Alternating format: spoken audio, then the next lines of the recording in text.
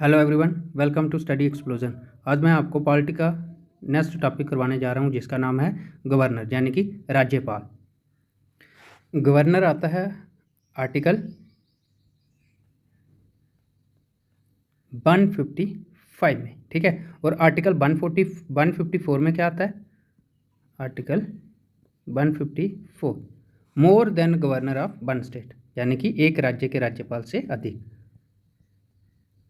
More than governor of one state.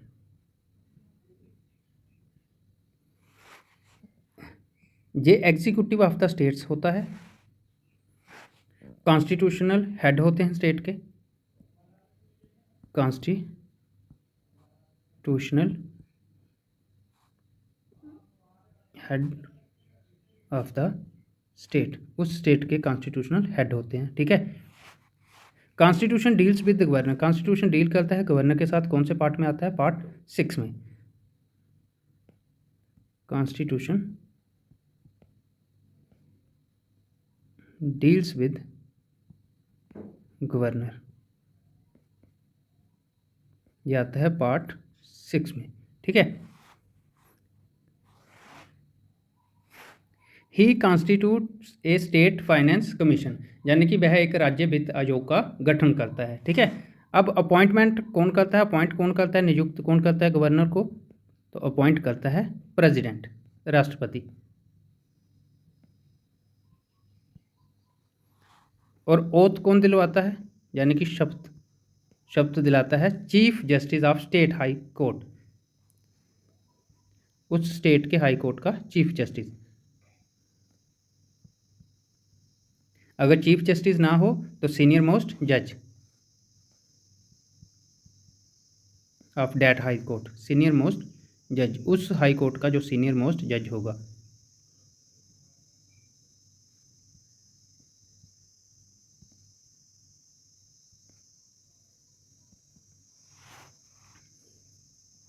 Appointment of district जज is done by governor, district के जज को appoint कौन करता है? गवर्नर।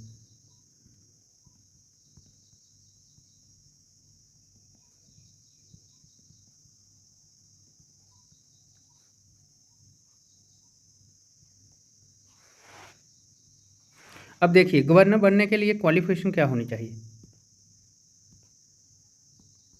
एक गवर्नर बनने के लिए सबसे पहले सिटीजन ऑफ इंडिया, यानी कि इंडिया की नागरिकता होनी चाहिए। सिटीजन ऑफ इंडिया, वह पर्सन इंडिया का रहने वाला होना चाहिए।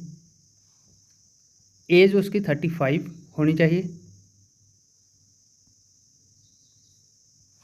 टर्म पीरियड कितना है गवर्नर का? तो गवर्नर का टर्म पीरियड है 5 ईयर्स, 5 साल का, ठीक है। गवर्नर नॉमिनेट करता है लेजिस्लेटिव काउंसिल से कितने member? 1/6 of total, 1/6 member nominate करता है लेजिस्लेटिव काउंसिल में, ठीक है। इमरजेंसी पावर कौन सी है गवर्नर के पास? इमरजेंसी पावर गवर्नर के पास है कि अगर कोई स्टेट कॉन्स्टिट्यूशन के हिसाब से ना चल रही हो तो गवर्नर रिपोर्ट करते हैं प्रेसिडेंट को, और उस स्टेट में गवर्नर रूल लग जाता है, जिसको प्रेसिडेंट रूल भी कहते हैं। गवर्नर रूल या फिर प्रेसिडेंट रूल, इसी को प्रेसिडेंट रूल भी कहते हैं, ठीक है। जो आता है हमारा आर्टिकल 356 में। और यूनियन टेरिटरी के हेड कौन होते हैं? यूटी के हेड, यूटी के हेड होते हैं लेफ्टिनेंट गवर्नर, लेफ्टिनेंट गवर्नर।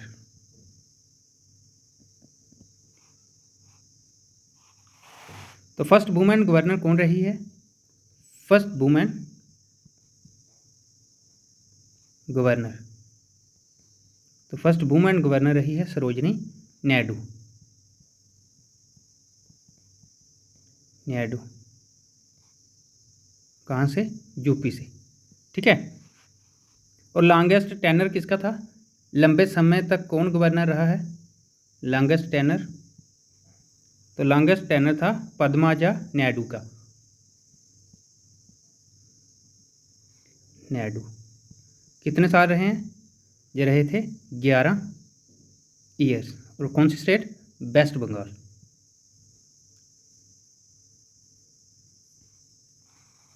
चलिए अब चलते हैं हम MCQ पे। देखिए first question, which of the following forms a part of the state executive as per the constitution of India. कहते हैं निम्नलिखित में से कौन भारत के संविधान के अनुसार राज्य कार्यपालिका का एक हिस्सा है। तो इस क्वेश्चन का राइट आंसर है option C, governor of state, राज्य का राज्यपाल। नेक्स्ट क्वेश्चन देखिए, which of the following articles shall vest the executive powers of the state in the governor. कहते हैं निम्नलिखित में से कौन सा अनुच्छेद राज्य की कार्यकारी शक्तियों को राज्यपाल में निहित करता है। तो इस क्वेश्चन का राइट आंसर है option B, article 154। Next question देखिए, which of the following articles of the Indian constitution mentions that the chief minister will be appointed by the governor. तो क्या मतलब है इसका? कहते हैं भारतीय संविधान के निम्नलिखित में से किस अनुच्छेद में उल्लेख है कि मुख्यमंत्री की नियुक्ति राज्यपाल द्वारा की जाएगी। तो इस क्वेश्चन का राइट आंसर है option C, article 164। Next question देखिए, which article of the constitution of India is related to the appointment of governor. Bharat के संविधान का कौन सा अनुच्छेद राज्यपाल की नियुक्ति से संबंधित है। तो इस क्वेश्चन का राइट आंसर है option D, article 155। Next question देखिए, by whom is the governor of the state appointed. राज्य का राज्यपाल किसके द्वारा नियुक्त किया जाता है। तो इस क्वेश्चन का राइट आंसर है ऑप्शन बी, गवर्नर को कौन अपॉइंट करता है? प्रेसिडेंट, राष्ट्रपति। नेक्स्ट क्वेश्चन देखिए, who among the following has the power to grant pardons under article 161 of the constitution of India. कहते हैं निम्नलिखित में से किसके पास भारत के संविधान के अनुच्छेद 161 के तहत क्षमा प्रदान करने की शक्ति है। तो इस क्वेश्चन का राइट आंसर है option D, governor. Next question देखिए, as per the constitution of India which of the following is not an eligibility criteria for the appointment of a state governor. कहते हैं कि निम्नलिखित में से कौन सा क्राइटेरिया ऐसा है जो गवर्नर के अकॉर्डिंग, मतलब अकॉर्डिंग टू गवर्नर बनने के लिए उसकी क्वालिफिकेशन में नहीं है। तो देखिए फर्स्ट क्या है, ही और she must be a citizen of India. He और शी सिटीजन ऑफ इंडिया होना चाहिए, बिल्कुल सही है। ही और she must have completed 35 year of age, तो एज उसकी 35 होनी चाहिए, बिल्कुल सही है। लास्ट ऑप्शन है ही और she must not hold any office of profit, यानी कि किसी भी गवर्नमेंट में के पद पे नियुक्त नहीं होना चाहिए, तो बिल्कुल सही है। इसका आंसर है ऑप्शन सी, ही और she must have qualified for election as member of the Rajya Sabha. यही ऑप्शन इसका गलत है। बाकी क्वालिफिकेशन के लिए फर्स्ट ऑप्शन भी होना चाहिए, बी भी होना चाहिए और डी भी होना चाहिए। नेक्स्ट क्वेश्चन देखिए, who appoints the state election commissioner. State election commissioner को कौन नियुक्त करता है। तो इस क्वेश्चन का राइट आंसर है गवर्नर, राज्यपाल। नेक्स्ट क्वेश्चन देखिए, who is called the head of administration of union territory in the Republic of India. कहते हैं केंद्र शासित प्रदेश का प्रशासन प्रमुख किसे कहा जाता है। तो यूटी का हेड कौन होता है यूनियन टेरिटरी का। तो मैंने आपको स्टार्टिंग में बताया था, लेफ्टिनेंट गवर्नर। ऑप्शन ए होगा इस क्वेश्चन का राइट आंसर। नेक्स्ट क्वेश्चन देखिए, lieutenant governor in India. Lieutenant governor India में क्या है। तो इस क्वेश्चन का राइट आंसर है option B, acts as the head of the UT. Union territory का हेड होता है कौन, लेफ्टिनेंट गवर्नर। ये थे आपके गवर्नर के ऊपर MCQ। नेक्स्ट क्लास में हम किसी और टॉपिक पे चर्चा करेंगे, मिलेंगे नेक्स्ट क्लास में। तो आज के लिए इतना ही, थैंक यू क्लास।